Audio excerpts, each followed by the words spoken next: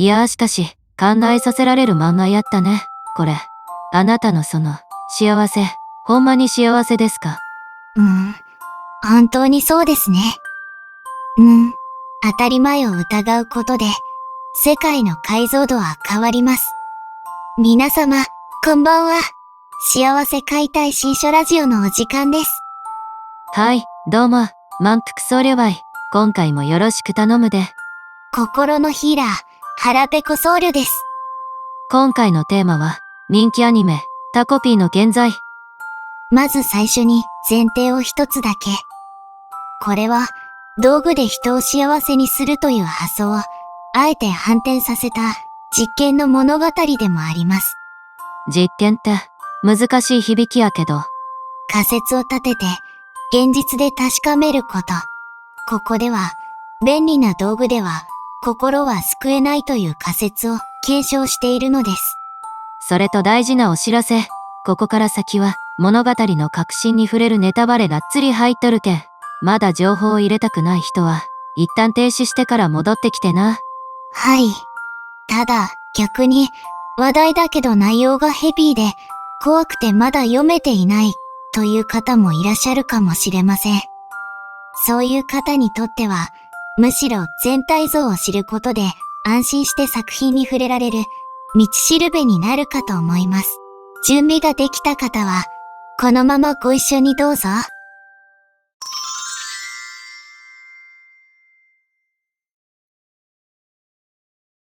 よし、まず大前提から。最初に読むと、小学4年で、笑顔を忘れかけた女の子、静香ちゃんと、人をハッピーにしたい一心で動く、ハッピー性の宇宙人、タコピーだ。出会う。2016年の話に見えるやろ？でも実はスタート地点はそこやなか。タコピーが最初に地球に来たんは、その6年後、2022年帯。ここ、めっちゃ大事やけん。この時間軸のズレこそが、全部の悲劇の根っこたい。まさしく、すべての始まりは、2022年。タコピーは、母との関係に苦しむ高校生のキララ坂マリナと出会います。彼女は、幸せなお母さんになりたいと願い、それを助けようとする。この、誰かを助けたい、幸せにしたいという純粋な願いが、タコピーの行動原理のすべてなんですね。そうそう、その通り。やけど、その結果が最悪やった。マリナは、理性的で、客観的な視点を持つ少年、東くんという恋人を、静かに奪われたって感じて、絶望の果てに、自分の母親を殺してしまう。意図してるかどうかは不明だけど、静香ちゃんは、東くんの心を奪ってしまうのよね。目の当たりにしたタコピーは、マリナの、小4の時、ちゃんと殺さなきゃだったって言葉を、あろうことか、文字通りに受け取ってしもうたとよ。はあ。ここが、最初の罪が生まれる瞬間です。タコピーはマリナちゃんを救うという正義のために、ハッピー性の掟を破って過去へ向かう。これは、自らの意志で完璧な世界を離れ、混沌とした不完全な地上に降り立つ。聖書や神話でいう、堕天の物語とも読み取れます。堕天ってなんなん？一言で言えば、守られた楽園のルールから自分の意志で外へ出ることです。空から落ちていくイメージではなく、境界線の外へ自分で一歩踏み出す感覚。安全な世界を背に、混沌の現実へ入っていく選択。それが堕天の考え方です。なるほど。お腹に落ちた場合。そして、現在、これは人が生まれながらに持つ不完全さ。この物語では、良かれと思ってした最初の行動が、すべての悲劇の始まりになってしまった罪。そう捉えると、すっと入るかもしれませんね。なるほど。いや、現在って何？悪意がなくても、相手を理解しないまま万能の力を使った傲慢さ。それ自体が起点になる、という意味合いです。タコピーに悪意はなかったっぴ。でも、その最初の一歩が、後のすべてを決めてしまいました。深いのだね。で、ペナルティとして、記憶を失う。まっさらで過去に行くけん。また同じ過ちを繰り返す構図体。そうなのです。記憶喪失があったからこそ、彼は先入観なく、2016年で静香ちゃんと出会ってしまう。そして、そこから、絶望のループが始まります。ここで現在を二つの層で押さえておきましょう。一つ目は、タコピー個人の取り返しのつかない過ち。二つ目は、善悪を知ってしまった瞬間、無垢ではいられなくなる人の宿命そのもの。どちらで読んでも、最初の一歩が後のすべてに影響します。ここで付け加えると、タコピーが過去へ戻ろうと決意した目的は、小4の静香ちゃんを殺せば、未来のマリナちゃんを救えると信じてしまったこと。そしてタコピーは、その目的のため、ハッピー生で固く禁じられた掟を破る選択をしてしまったのです。なるほど。その掟、その罪が、一人で星に戻ること。いや、善意による悪意。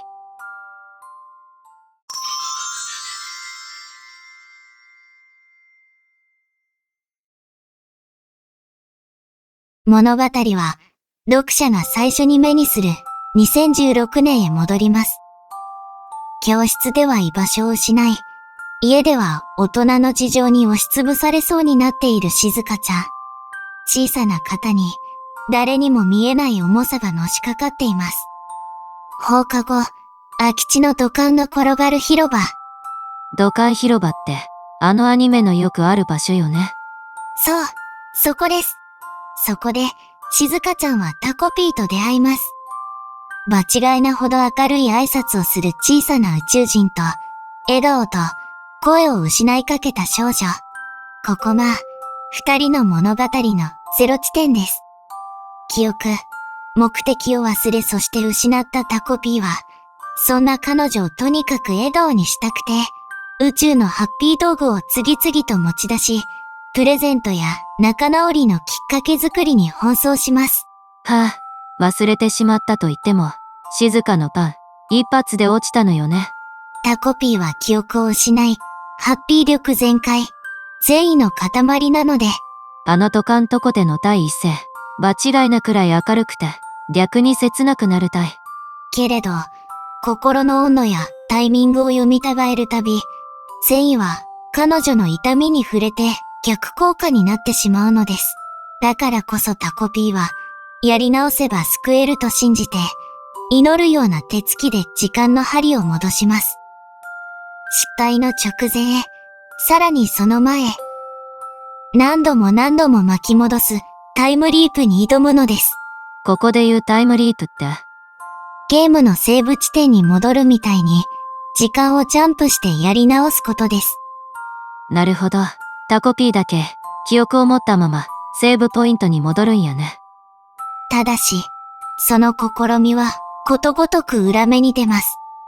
ハッピー生のすごい力、万能道具を使っても、物語は都合よくは進みません。ここで出てくるのが、デウスエクスマキナやね。デウス、エクス、マキナ。どういう意味ですか？ラテン語でな、機械仕掛けの神って言うと、要は、困ったら神様ドーンで、全部解決っていう、ご都合主義の手法体。やけど、この作品はそれが全然効かんのよ。で、科学的に言うとな、相手の受信環境を読まずに送り続けると、善意は不可になる。通信でも実験でも同じ体。だから道具は空回りしたとよ。そうなんですね。特に象徴的なのが、愛犬チャッピーの死をめぐる101回のタイムリープ。何度巻き戻しても変えられない運命がある。これは、この世界の摂理の存在を示唆していると考えます。この世界の摂理って、簡単に言うと、この世界で最初から決まっている土台のルールです。重力みたいに、個人の意志や努力では動かせない仕組み。ゲームで言えば、このイベントは必ず発生するという固定フラグが立っている状態ですね。ここでは、その固定イベントが、チャッピーの死。だから101回やり直しても、根っこのルールが同じなら、結果は戻ってきてしまう。そう読むと腑に落ちます。セーブポイントが積んどるのに、無限にトライ。はあ、そら、心も折れるばいね。そして、絶望の果てに、タコピーは自らの手でマリナちゃんを殺害してしまうっき。静香ちゃんを守るため、という彼なりの歪んだ正義によって。でもそれは紛れもない罪です。その時ハッピーカメラは壊れ、タイムリープという神の力も失われました。タコピーは初めて、やり直しの効かない現実と向き合うことになります。ここが転換点たいね。リセットボタンを失ったけ、初めて物語が前に進む。失敗からしか学べんこと、ぎょうさんあるけんね。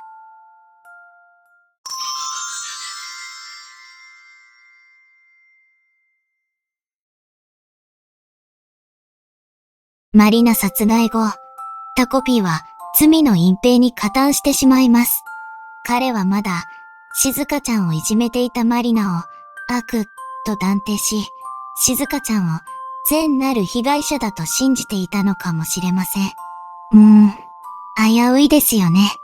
子供たちの浅はかやけど、必死な論理で進む隠蔽工作。そこでキーパーソンになるんは東くんたい。あの異常事態で、唯一と言っていいほど、客観的で、理性的。彼の存在が、物語の暴走に、ブレーキをかけとるんよな。過去の時間軸では、マリナは東くんの理性に救いを求めつつ、家庭の影に追い詰められて、依存と反発を行き来していました。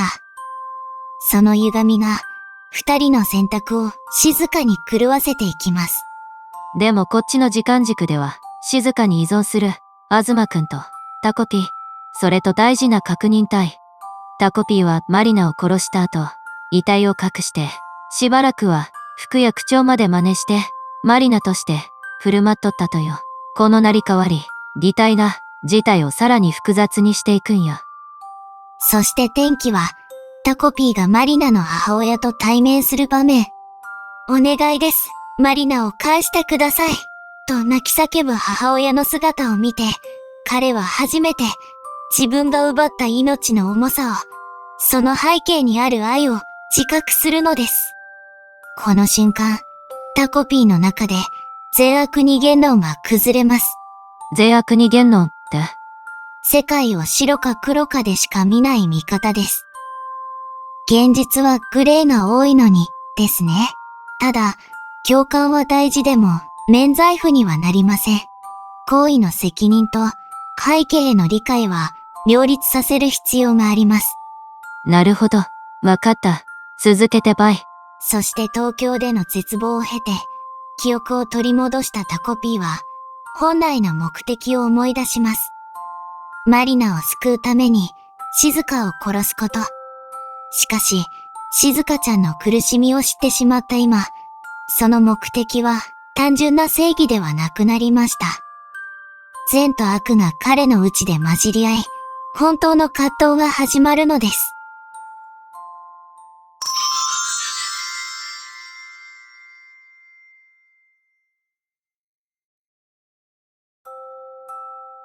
さあ、ここからクライマックス対、混乱するタコピーを導いたんは、またしても東くんやったね。人間、いいところも、悪いところもある。子供の言葉やからこそ、スッと入ってくるんよな。相対相対。そしてその時タコピーは悟ります。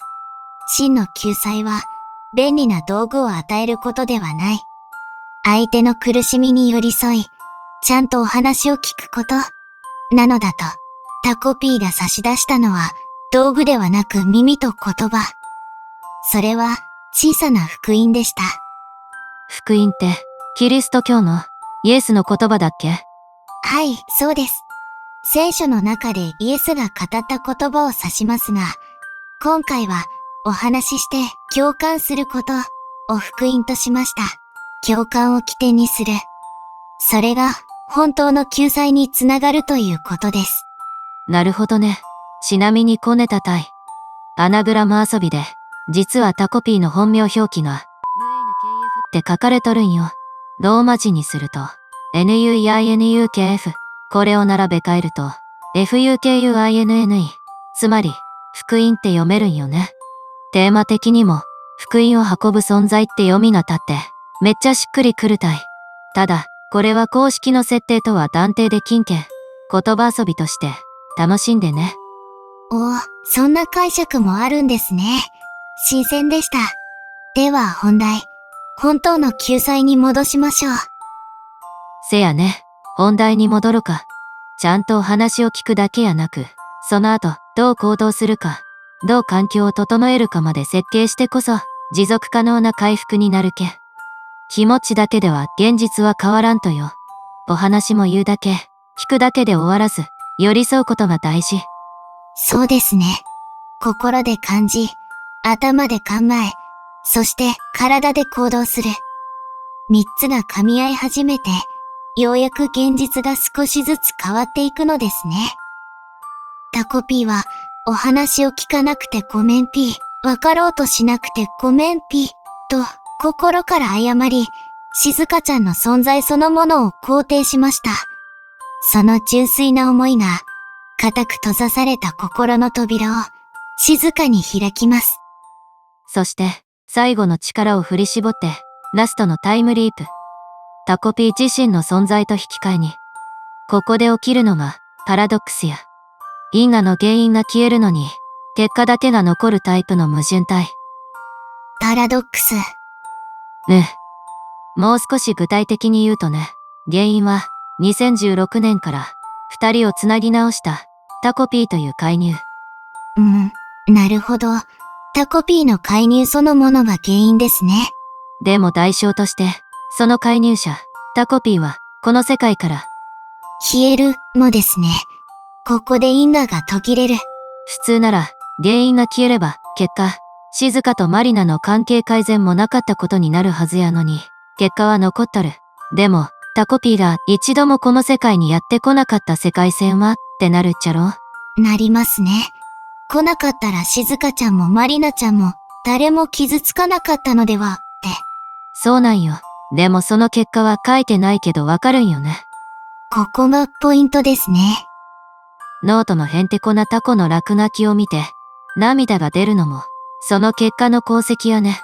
記憶じゃなくても、体や心が何かを覚えている。例えるなら、強く書いた鉛筆の文字は、消しゴムで消しても、紙に跡が残るやろ？ああ、紙のへこみ、確かに。あるいは、磁気テープの残留磁気、熱した鍋の余熱。物理的なものは消えても、情報や傾きだけが、かすかに残る。そこはちょっとわからないけど、つまり、痕跡として残る情報ですね。この作品では、その残りらな、思い、ハッピー道具では救えんかったけど、傾聴と謝罪で生まれた相互理解が、物理法則をまたいで、心に刻まれた。そう読み解けるっちゃね。